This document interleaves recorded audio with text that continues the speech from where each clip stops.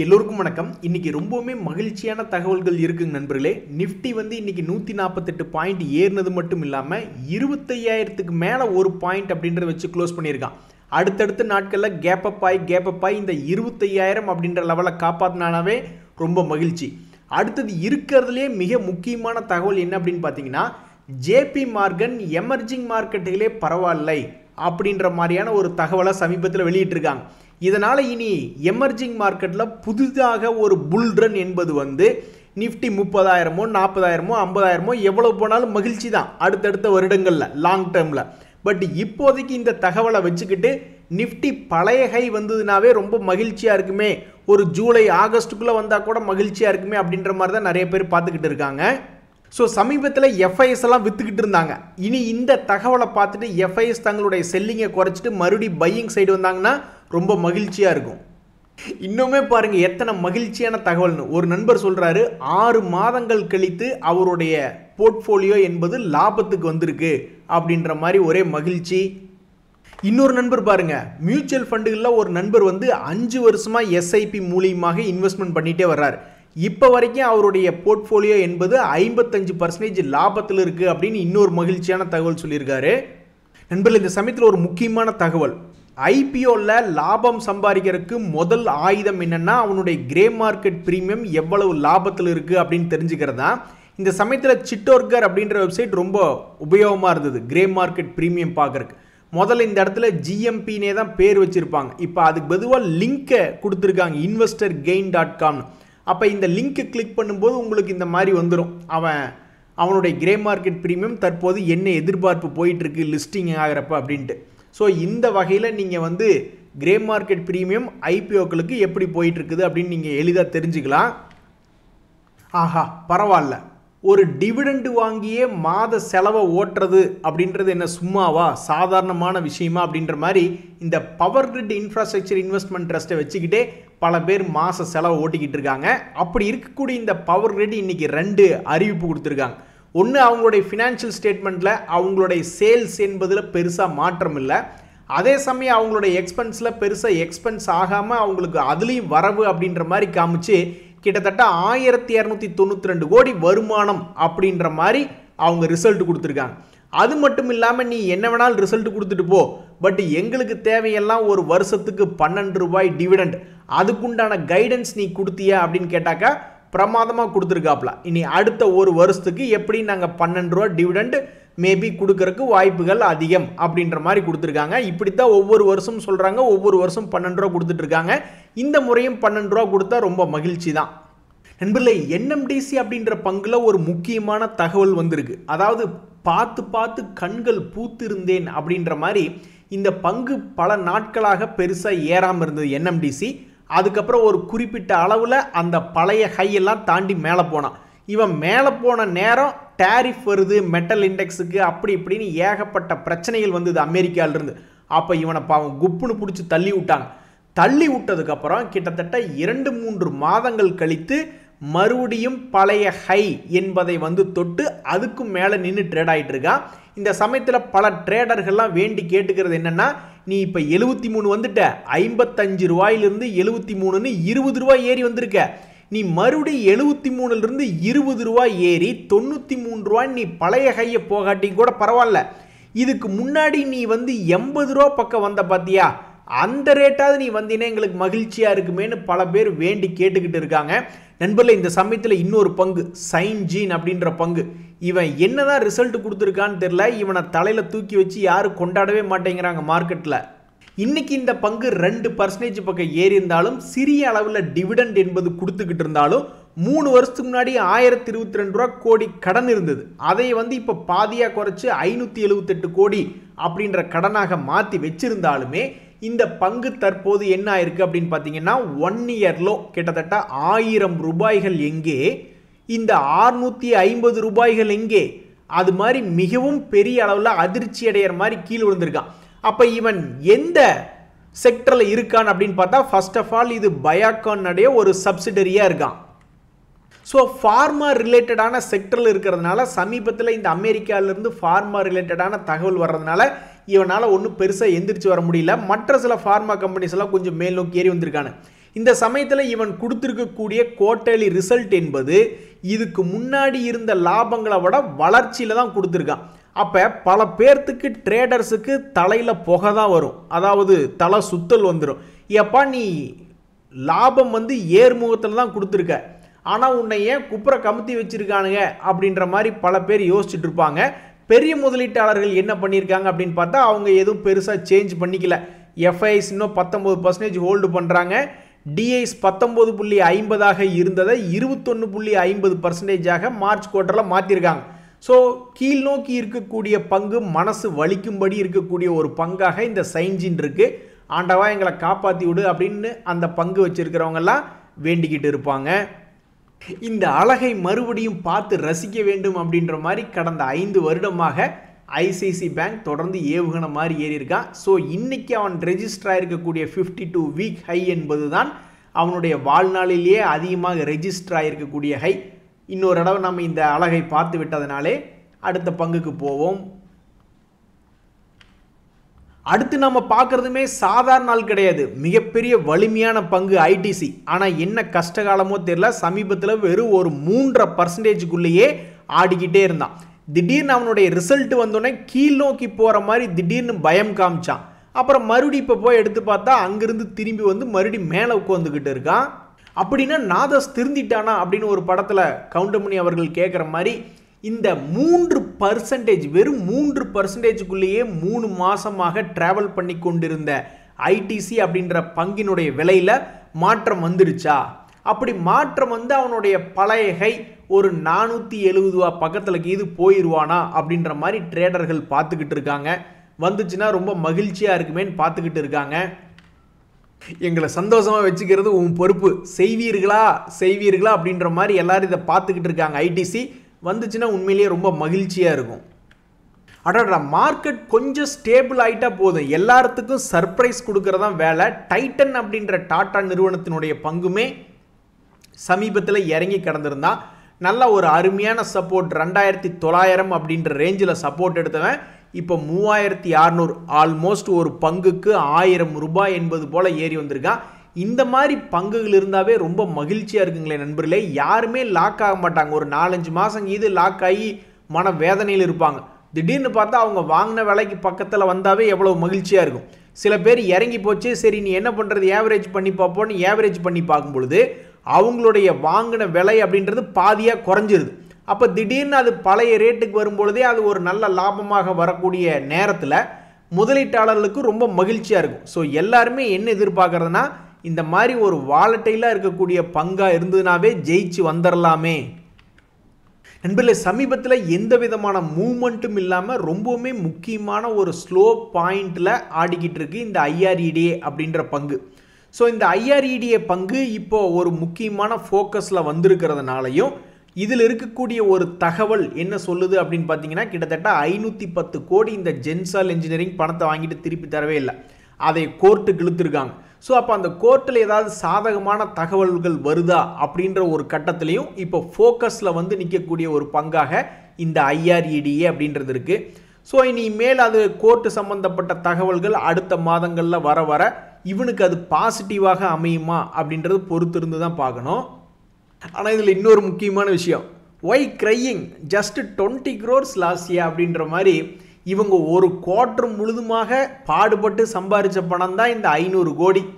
அந்த 500 கோடி என்பது அவங்களுக்கு எப்போ திருப்பி வருது அப்படின்றது தெரில. பட் 3 மாதம் பாடுபட்டு சம்பாதிச்ச பணம் தான் அந்த 510 கோடி அப்படின்றது.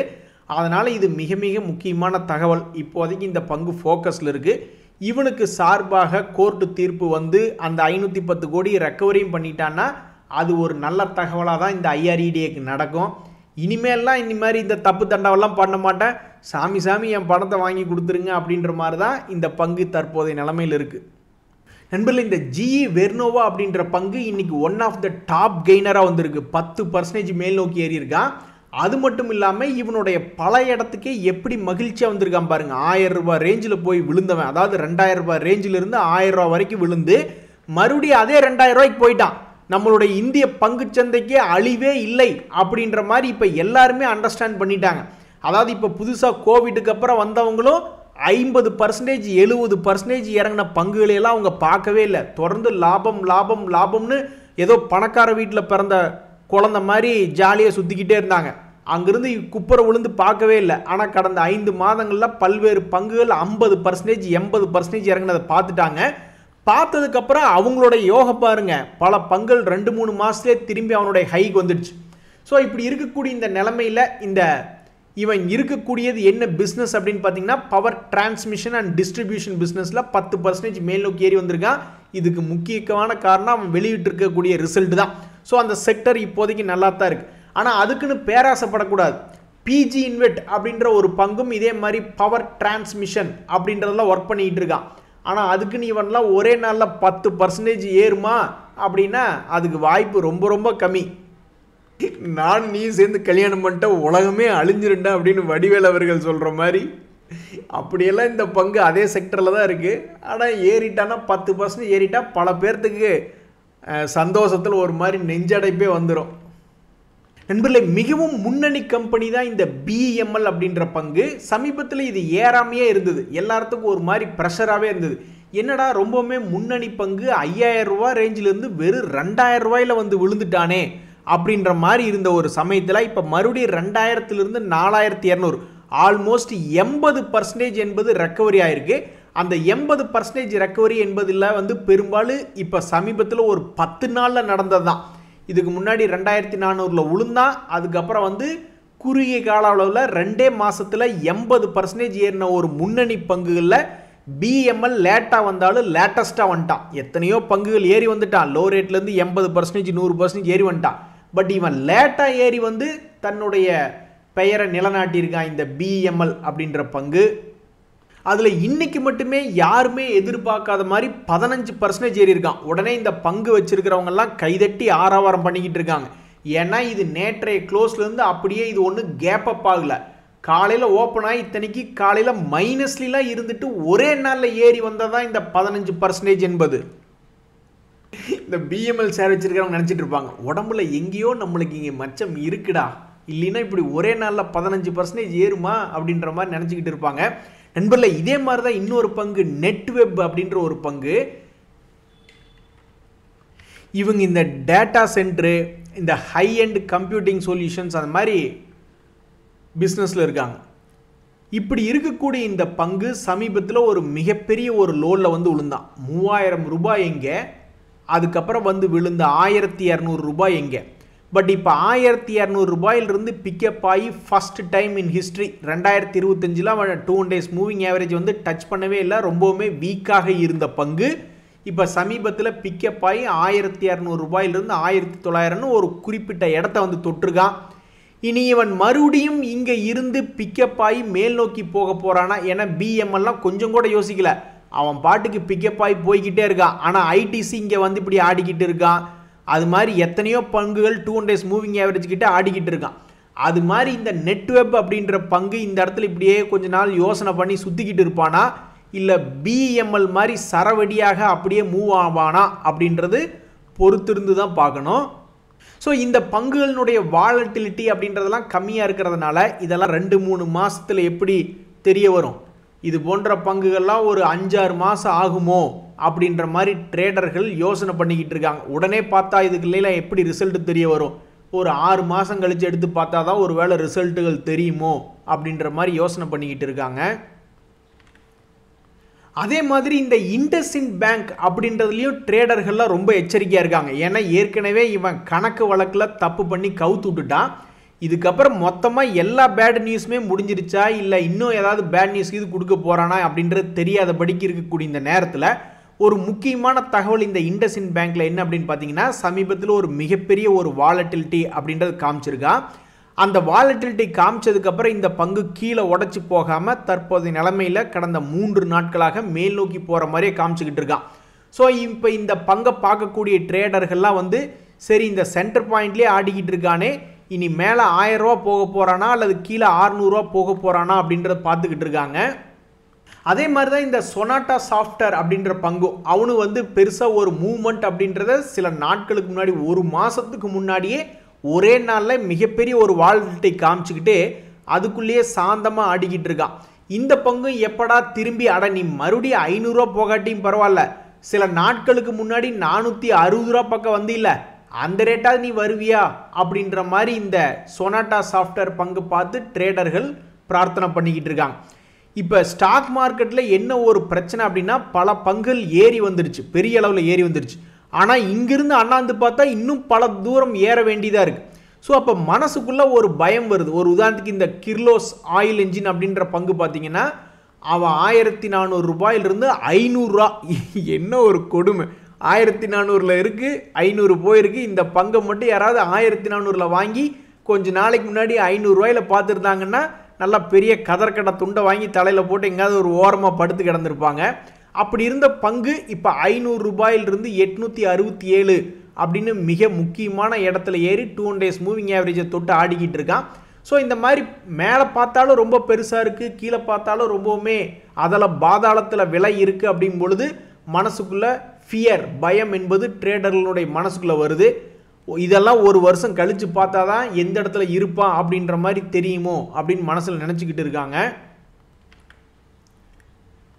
நண்பர்களே, அதானி குரூப்பில் 2 முக்கியமான தகவல். இந்த ரெண்டுமே அதானி குரூப் பங்குகள் தான், அதானி போர்ட்ஸ், அதானி என்டர்பிரைசஸ்.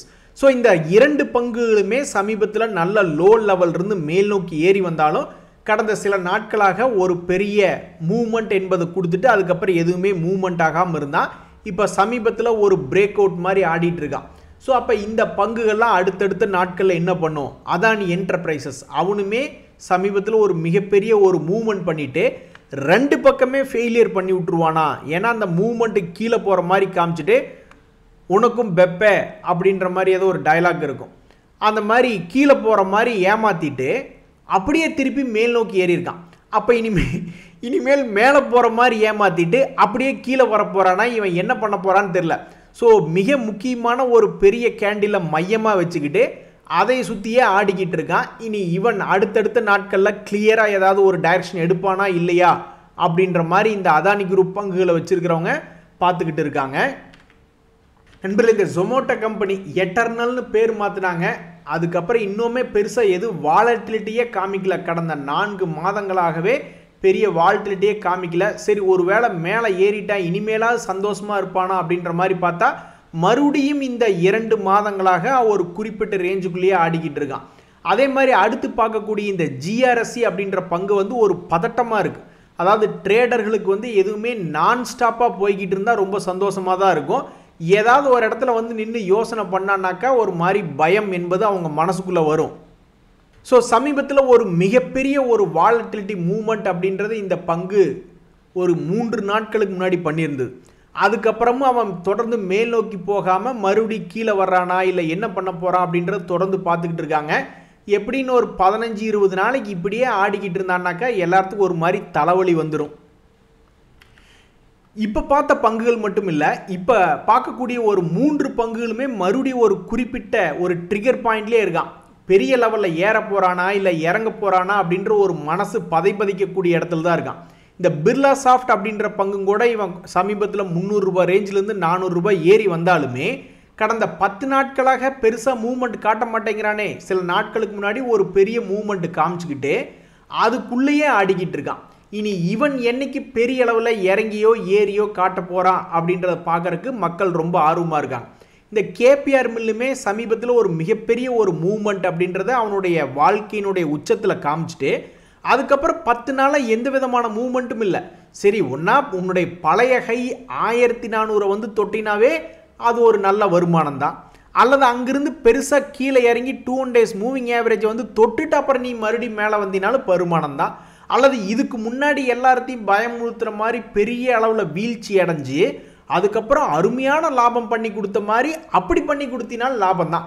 எல்லாத்தையும் விட்டு ஒரே இடத்துல போய் ஒரு 10 நாளாக உட்காந்துருக்கிய ஷேர் ப்ரைஸ் எங்களை பார்த்தா உனக்கு கருணை இல்லையா அப்படின்ற மாதிரி நிறைய பேர் பார்த்துக்கிட்டு இருக்காங்க. நண்பர்களே, ஆர்த்தி இண்டஸ்ட்ரீஸ் அப்படின்ற ஒரு பங்கு இவனவெல்லாம் அடி வச்சு செஞ்சு விட்டாங்க. 760 ரூபாயிலிருந்து 300 ரூபா ஆல்மோஸ்ட் இவனு 50% இறங்கின பங்கு தான். அதுக்கப்புறம் வந்து ஆல்மோஸ்ட் 300 ரூபாய் ரேஞ்சிலிருந்து 468 ரூபாய் அப்படின்ற லெவலுக்கு வந்துட்டு இவனுக்கு கடந்த 5 நாட்களாக பிக்கப் ஆக முடியாமல் தடுமாறிட்டு இருக்கான். நல்லா ஏறி வந்துட்டான். அதுக்கப்புறம் இவனை பிக்கப்பாக விட மாட்டேங்கிறாங்களே அப்படின்னு ட்ரேடர்கள்லாம் ரொம்ப யோசிச்சுக்கிட்டு இருக்காங்க. நன்றி, வணக்கம்.